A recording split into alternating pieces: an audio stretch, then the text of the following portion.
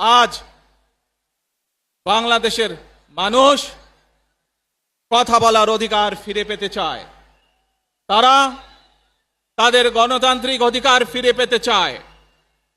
বাংলাদেশের মানুষ চায় তারা তাদের যোগ্যতা অনুযায়ী ন্যায্য অধিকার পাবে।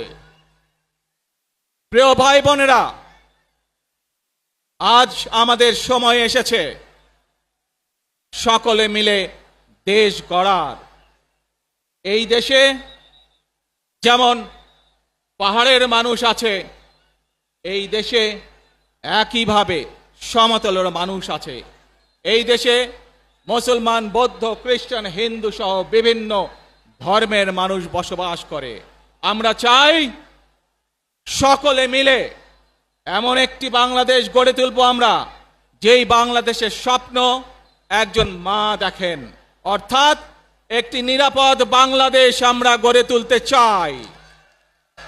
যে বাংলাদেশে একজন নারী, একজন পুরুষ, একজন শিশু যেই হোক না কেন, নিরাপদে ঘর থেকে বের হলে নিরাপদে ইনশাআল্লাহ ঘরে আবার ফিরে আসতে পারে। প্রিয় ভাই বোনেরা, এই দেশের জনসংখ্যার অর্ধেক নারী, 4 কোটিরও বেশি তরুণ প্রজন্মের সদস্য, 5 কোটির মতন শিশু, 40 লক্ষের মতন প্রতিবন্ধী মানুষ রয়েছেন, কয়েক কোটি কৃষক শ্রমিক রয়েছেন। এই মানুষগুলোর একটি প্রত্যাশা আছে এই রাষ্ট্রের কাছে, এই মানুষগুলোর একটি আকাঙ্ক্ষা আছে এই দেশের কাছে। আজ আমরা সকলে যদি ঐক্যবদ্ধ হই, আজ আমরা যদি সকলে প্রতিজ্ঞাবদ্ধ হই, তাহলে আমরা এই লক্ষ কোটি মানুষের সেই প্রত্যাশাগুলো পূরণ করতে পারি ইনশাআল্লাহ। প্রিয় ভাই বোনেরা,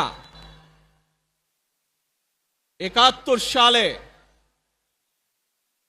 আমাদের শহীদরা নিজের জীবন উৎসর্গ করেছিলেন এই রকম একটি বাংলাদেশ গঠনের জন্য। বিগত 15 বছর স্বৈরাচারের বিরুদ্ধে শত শত হাজারো গুম খুনের শিকার হয়েছে। শুধু রাজনৈতিক দলের সদস্য নয়, নিরীহ মানুষের প্রতিবাদ করতে গিয়ে অত্যাচার নির্যাতনের শিকার হয়েছে, জীবন দিয়েছে। 2024 সাল মাত্র সেদিনের ঘটনা। কিভাবে আমরা দেখেছি আমাদের তরুণ প্রজন্মের সদস্যরা কিভাবে নিজের জীবন উৎসর্গ করেছে দেশের এই স্বাধীনতা এবং সার্বভৌমত্বকে রক্ষা করার জন্য। প্রিয় ভাই বোনেরা, কয়েকদিন আগে এই বাংলাদেশের 24 আন্দোলনের এক সাহসী প্রজন্মের এক সাহসী সদস্য ওসমান হাদিকে হত্যা করা হয়েছে। ওসমান হাদি শহীদ হয়েছে।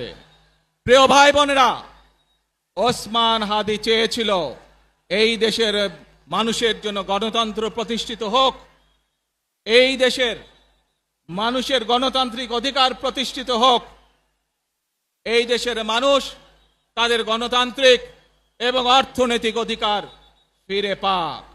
আজ 24 আন্দোলনে যারা শহীদ হয়েছেন, ওসমান হাদি সহ 71 যারা শহীদ হয়েছেন, বিগত স্বৈরাচারের সময় বিভিন্নভাবে খুন গুমের শিকার হয়েছেন, এই মানুষগুলোর রক্তের ঋণ যদি শোধ করতে হয়, আসুন আমরা আমাদের সেই প্রত্যাশিত বাংলাদেশ গড়ে তুলব।